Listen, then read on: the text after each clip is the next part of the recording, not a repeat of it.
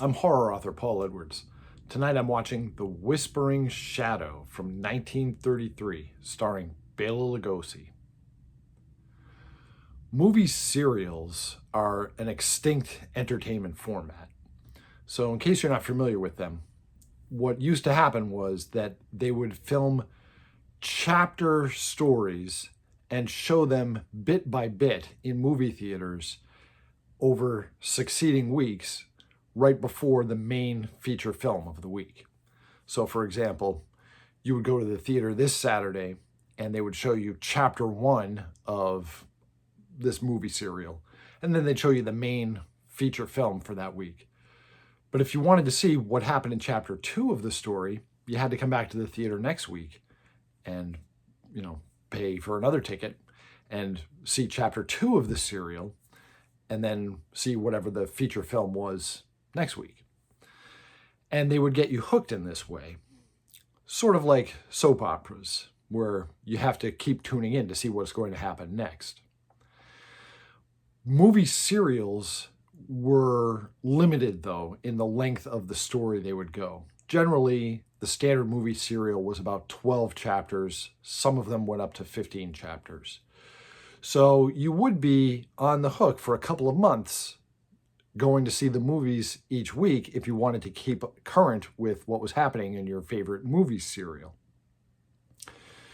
This format was popular in the days of silent films, but it survived the transition to talking films in the early 1930s. And in fact, starting in 1936, they entered an era that's considered the golden age of movie serials, where movie serials were extremely popular. And there were 3 companies that used to crank out movie serials, a number of them each year: Republic, Columbia, and Universal. And the movie serial format survived and thrived through the 1930s, through the 1940s, about halfway into the 1950s. And as television began to rise in popular entertainment media world, the movie serials quickly faded out and became extinct. And the last movie serial that was produced was in the 1960s. So there hasn't been a new movie serial for quite some time. So the format of movie serials lent itself to ongoing adventures, and you would get hooked into what was happening in the story. And if you hadn't seen the previous chapters in the serial, your friends would have to bring you up to speed on what was going on. The number of movie serials that were strictly horror, unfortunately, is 0. There were no movie serials that were just straight up horror, but there were tons of movie serials that had elements of horror in them. Mystery films, action films, crime films, science fiction films, all were popular genres for the serial format. And horror elements would be injected into those all the time. Probably the dominant form of movie serial was the crime serial. There were tons of serials that were crime stories, and most of those were either mysteries or sort of spooky crime stories, like the one I'm talking about tonight, The Whispering Shadow. In The Whispering Shadow, there's a criminal mastermind who is a scientific wizard, and he invents all kinds of far-out inventions that help him to perpetrate his criminal empire. One of the ways in which he terrorizes his own followers is that he never appears to them in person. He can generate electronically a shadowy form of himself against a wall in whatever room the underlings are in. And he can issue orders through this electronic shadow that he creates. So this is where he gets the name The Whispering Shadow. And his own men don't know his or her true identity. And the audience is spending a lot of their time in this serial trying to figure out who the whispering shadow could be. Prime suspect number one is Bela Lugosi, because of course, if you should throw Bela Lugosi into something, people are going to assume that he's the bad guy. Only 2 years before this serial, Bela Lugosi had starred in Dracula, the movie that, cemented him in Hollywood fame. So he was fresh in the public's mind as a potential bad guy. And a lot about his character in this movie was very suspicious. For example, he ran a wax museum. There's a red flag. He was a criminal. They showed us openly that he was a criminal. And, that plus simply the fact that it was Bela Lugosi made him prime suspect number one. Other suspects included similarly suspicious characters, such as an international spy. There's an international spy as one of the suspects. Well, he could be the whispering shadow. There's an escaped convict. They showed us his daring prison escape at the beginning of the serial. And he's on the loose in the city. He could be the whispering shadow. So I will not reveal to you who the whispering shadow is, of course, just in case you do decide that you want to watch this serial.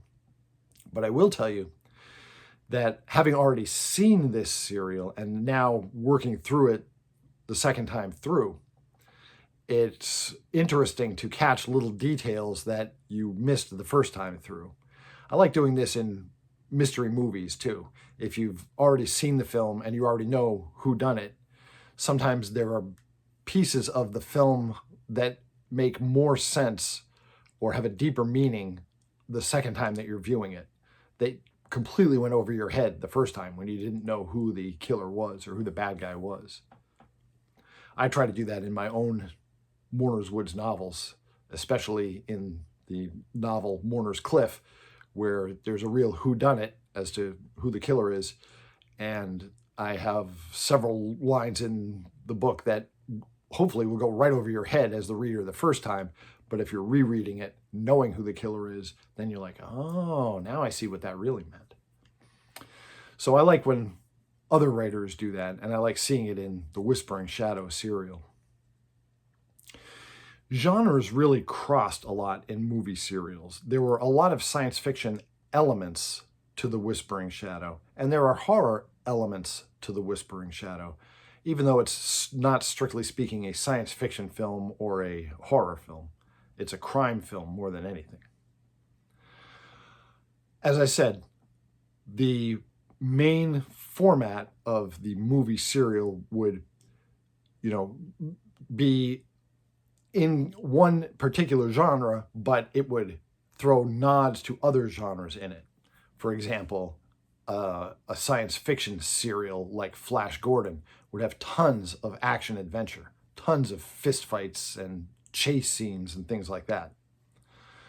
A mystery serial would have elements of crime, cops and robbers material, elements of horror in it when the mysterious killer was lurking. And in this way, they could sort of appeal to a broader audience by not keeping it strictly in one genre. So although there were no horror serials, there were tons of serials with horror elements to them.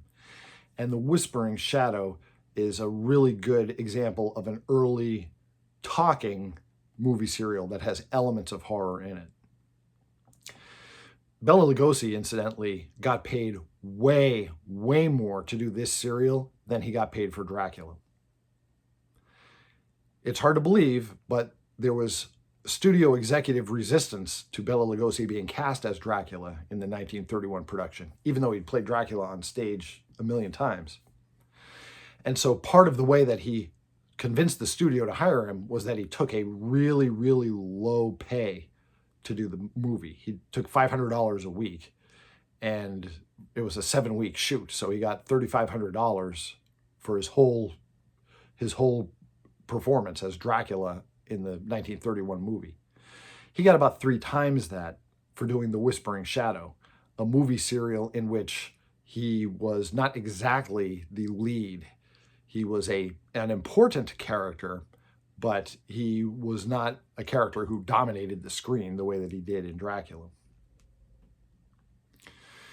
Incidentally, if you're watching movie serials and you're familiar with the feature films from this era, you may start to notice recycled material. One thing I've noticed is that music gets recycled a lot in movie serials. I'm watching The Whispering Shadow, and there's a lot of music in here that I recognize from the feature film The Vampire Bat, starring Dwight Frye and Lionel Atwill.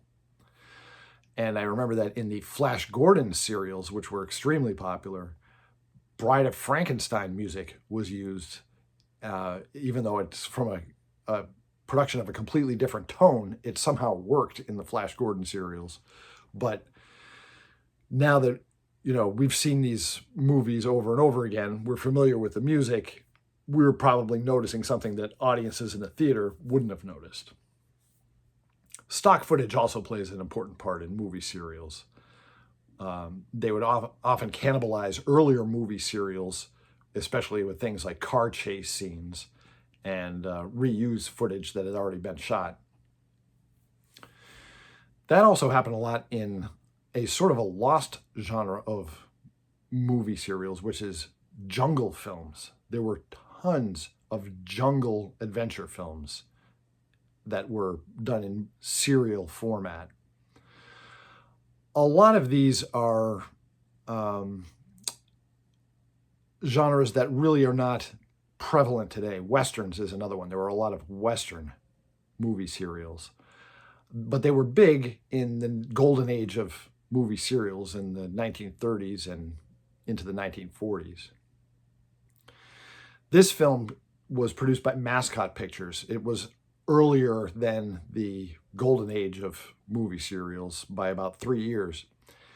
And Mascot Pictures wound up being one of many companies that sort of merged together to form Republic Pictures, which became the movie studio most known for producing good quality movie serials. In fact, some of the movie serials that were produced by these studios really were as good or even better quality than some of the feature films they put out.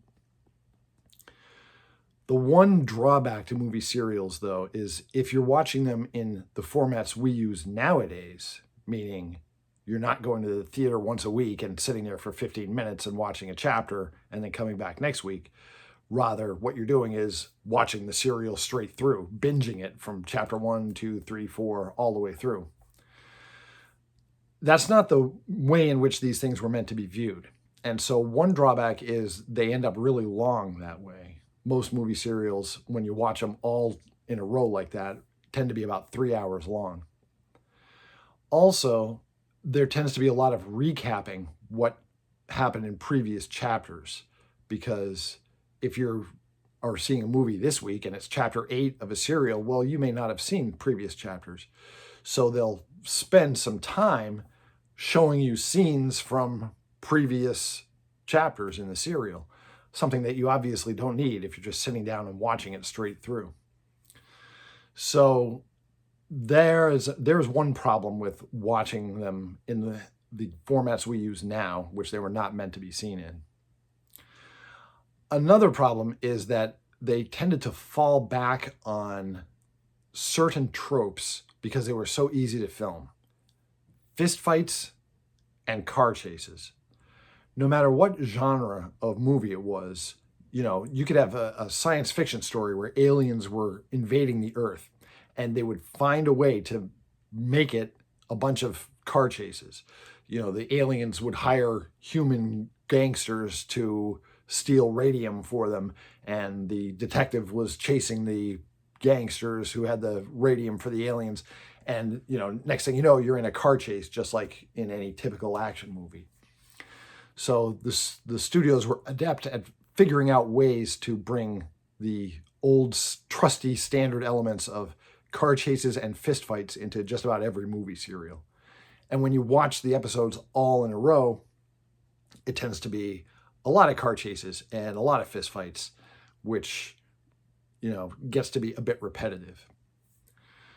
But I'm nitpicking. Overall, the movie serials are very entertaining. And one good thing about them is if you can only watch some of it today and you have to stop it and continue it another time, well, that's perfect because that's the way they were originally meant to be seen. So movie serials are a personal favorite of my forms of entertainment, and I'll probably be talking about more of them in the near future. But tonight's is The Whispering Shadow. Bela Lugosi, of course, is memorable in everything he appears in. This may not be his signature role, but he's certainly good in it.